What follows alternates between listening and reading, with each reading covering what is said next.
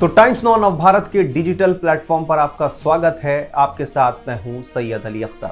Iran, Israel और America के बीच जो जंग चल रही है आज उसका 10वां दिन है और दोनों तरफ से जो है इजराइल में भी और ईरान में भी जो है वो भारी नुकसान की खबरें हैं। 1700 से ज़्यादा लोगों की मौत हो चुकी है इस पूरी जंग में। 1300 से ज़्यादा लोग ईरान में मारे जा चुके हैं।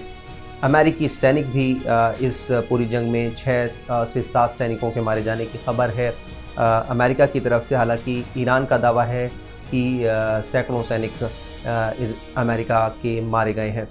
और ईरान और इजराइल लगातार जो है वो एक दूसरे पर सैन्य ठिकानों के साथ साथ जो वहाँ के सिविलियन इलाके हैं, जो रिहायशी इलाके हैं, उन पर भी हमले कर रहे हैं। तो इस वजह से जो है वो आम लोगों की जो है वो ज़्यादा मौतें हो रही हैं। ईरान में ख़ासकर जो है ज़्यादा मौतें हुई हैं। इजराइल से आंकड़े सामने नहीं आए हैं। जाहिर सी बात है, जब कोई जंग होती है दो देशों के बीच, यहाँ तो बल्कि 3 देश हैं, तो जाहिर सी बात है उसमें मौतें भी होंगी। और मौतें एक तरफ नहीं हो रही बल्कि ये जो लोग मारे जा रहे हैं वो जाहिर सी बात है कि दोनों तरफ से मारे जा रहे हैं। ईरान लगातार जो है वो इजराइल पर हमले कर रहा है।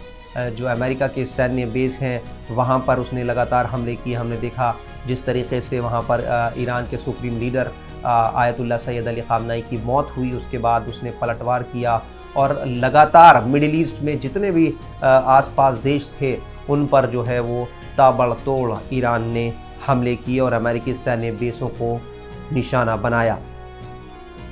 इस बीच जो सबसे बड़ी खबर है वो ये कि आधिकारिक रूप से पिछले कई दिनों से कहा जा रहा था, बल्कि मैं कहूँ कि आयतुल्लाह ख़ामनेई जब ज़िंदा थे उस वक्त भी जो है वो ऐसे कयास लगाए जा रहे थे कि उनके बेटे को ईरान में सुप्रीम लीडर की कमान मिल सकती है।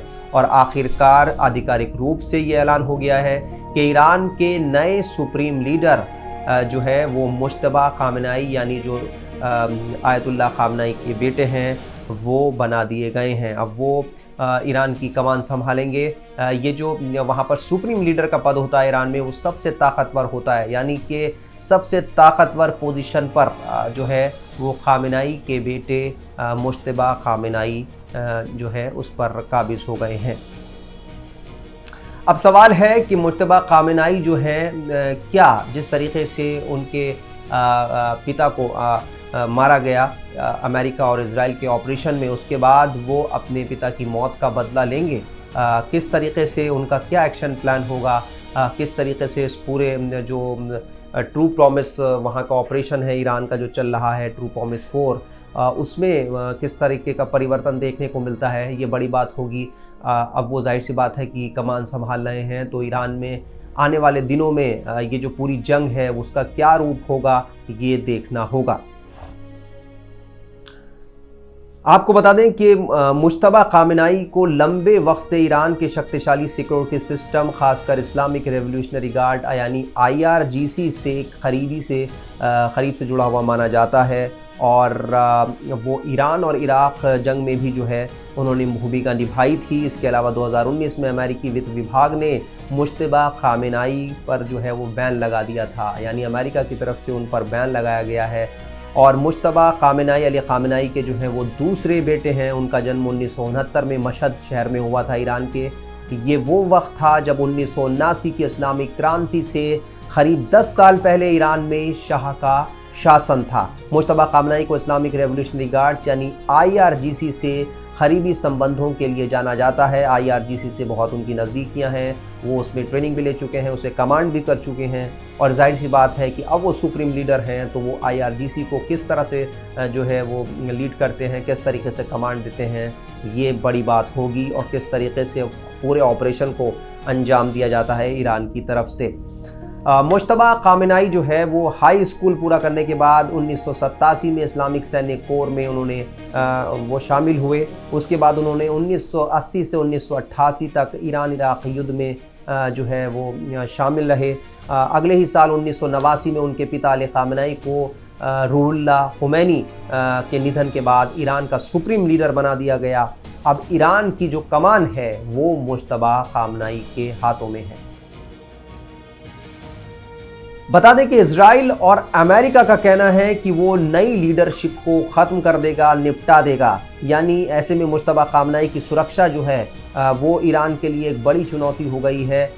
अमेरिका और इजराइल लगातार कह रहे हैं कि भले ही लीडरशिप चेंज हो जाए ईरान में, लेकिन वो नई लीडरशिप को भी ख़त्म कर देगा। ऐसे में मुश्तबा खामनेई जो ईरान के नए सुप्रीम लीडर बने हैं, उनकी सुरक्षा एक बड़ी चुनौती है ईरान के लिए।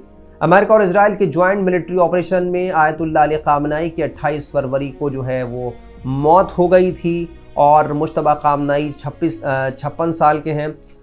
मशहद शहर में पैदा हुए और IRGC से उनके संबंध तो हैं ही। अमेरिकी राष्ट्रपति डोनाल्ड ट्रंप ने जो है वो मुश्तबा खामनेई को जो सुप्रीम लीडर बनाया गया है उसे अस्वीकार्य बताया है। और इजराइल ने भी साफ कहा है कि किसी भी उत्तराधिकारी को जो है वो निशाना बनाया जाएगा। यानी इजराइल और अमेरिका साफ साफ चुनौती दे रहे हैं कि जो भी नया सुप्रीम लीडर होगा उसे भी वो नहीं छोड़ेंगे। उधर नए सुप्रीम लीडर के बनते ही ईरान ने जो है इजराइल पर हमले तेज़ कर दिए हैं। लगातार तेल अवीव और बाकी शहरों में जो है ईरान की मिसाइलें जो हैं वो उनके ज़रिए जो है हमला किया जा रहा है और लगातार जो है इजराइल के शहर तबाह हो रहे हैं। जाहिर सी बात है, जब मिसाइल से हमले होंगे तो उसमें नुकसान भी होगा जान माल का, और इजराइल को इसमें भारी नुकसान झेलना पड़ रहा है। पिछले साल 10 से 12 दिन का जो युद्ध चला था उसमें भी ईरान ने मिसाइलों से अटैक किया था, बैलिस्टिक मिसाइल का इस्तेमाल किया था और इजराइल पर हमले किए थे, जिसमें इजराइल में के कई शहरों पर हमले किए गए थे, हाइफा और तेल अवीव में, और उसको भारी नुकसान हुआ था।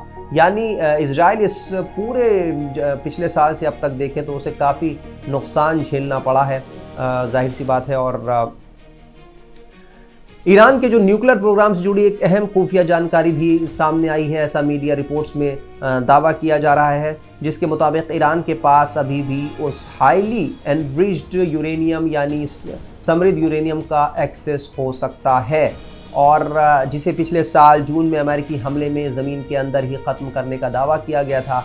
अमेरिका ने कहा था कि हमने बम गिराकर उसे ख़त्म कर दिया है, लेकिन कहा जा रहा है कि ईरान के पास अभी भी उसका एक्सेस हो सकता है। न्यूयॉर्क टाइम्स की रिपोर्ट के मुताबिक अमेरिकी जासूसी एजेंसियों ने पता लगाया है कि अब एक वेरी नैरो एक्सेस पॉइंट यानी पतला रास्ता बन गया है जिससे ईरान इस यूरेनियम को निकाल सकता है।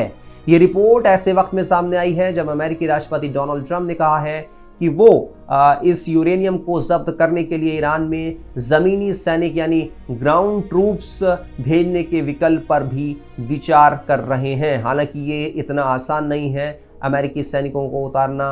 अमेरिका का दावा है कि उसके 6 सैनिक मारे जा चुके हैं, वहाँ से जो ताबूतों की तस्वीरें आई थी सैनिकों की, और ये जो है वो ट्रंप की मुश्किलें भी पैदा कर सकता है। ऐसे में क्या वो रिस्क लेंगे, ट्रंप ये रिस्क लेंगे कि वहाँ पर अपने ग्राउंड ट्रूप्स उतारें? और उसके बाद जिस तरीके से हमने देखा था कि अफ़गानिस्तान में, सीरिया में, इराक़ में अमेरिकी सैनिक मारे गए थे, और अब ये रिस्क अमेरिका ट्रंप के लिए जो है वो बड़ा घातक हो सकता है। मिड टर्म इलेक्शंस है अमेरिका में, ऐसे में ये ट्रंप के लिए आसान नहीं होगा।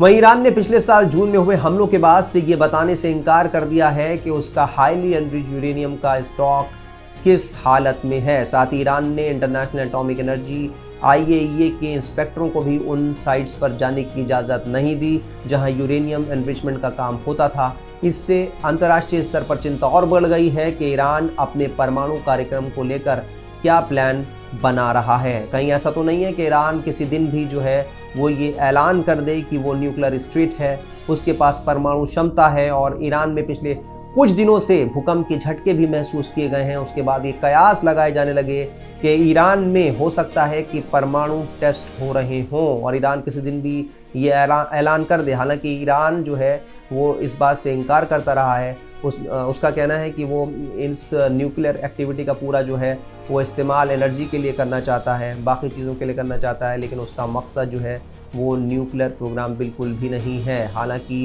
इजराइल और अमेरिका बार बार कहते रहे हैं कि ईरान जो है छुपा रहा है, लेकिन क्या ईरान ऐसे मौके पर जब वहाँ के सुप्रीम लीडर को ख़त्म कर दिया गया, उसके बाद ईरान क्या जो कहा जा रहा था कि 60% तक उसका यूरेनियम एनरिच्ड है, अब वो 60 से 90 तक कैसे पहुंचता है और किस तरीके से ईरान जो है उसको लेकर क्या दावा करता है, ये देखना होगा आने वाले दिनों में।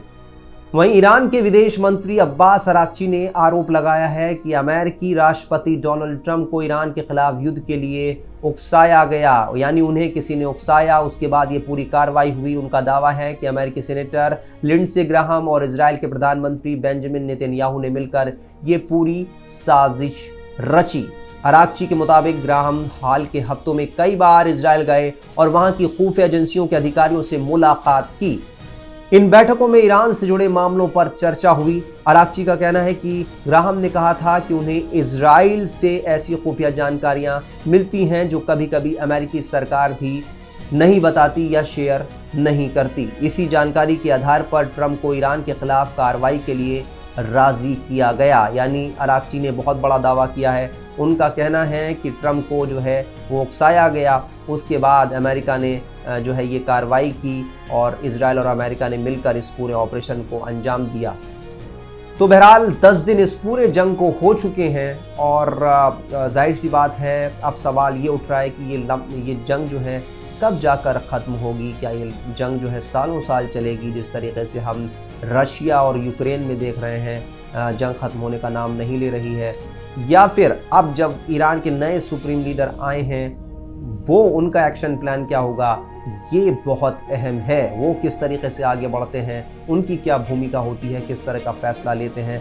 आने वाले दिनों में ईरान की तरफ से किस तरह का रिटेलिएशन देखा जाता है, किस तरीके से कार्रवाई होती है, किस तरह से वो इजराइल और अमेरिका के खिलाफ अपने ऑपरेशन को अंजाम देता है, या फिर अमेरिका और इजराइल जो है क्या कुछ बड़ा करने वाले हैं, कोई और बड़ा ऑपरेशन कर सकते हैं, या फिर ग्राउंड ट्रूप्स की जो बात आ रही है, क्या ईरान में सैनिक उतारने का जो दावा किया जा रहा है वो अंजाम दिया जा सकता है। ये सारे दावे हैं, लेकिन अब देखना होगा कि आने वाले दिनों में दोनों तरफ से क्या कुछ कदम उठाए जाते हैं। फ़िलहाल इस पूरी जंग में जो है वो 1700 से ज़्यादा लोगों की मौत हो चुकी है और बड़ा दोनों तरफ से नुकसान हुआ है जान माल का। तो ईरान से जुड़ा और इजराइल अमेरिका के एक्शन को लेकर जो भी अपडेट है वो लगातार हम आपको दे रहे हैं। देश दुनिया की तमाम खबरों के लिए आप बने रहिए टाइम्स नाउ भारत के डिजिटल प्लेटफॉर्म के साथ। खबरों की रणभूमि में यहाँ शोर नहीं सोच लड़ती है, जहां शब्द नहीं फैक्ट्स वार करते हैं और हर सवाल खोलता है सच की नई परत।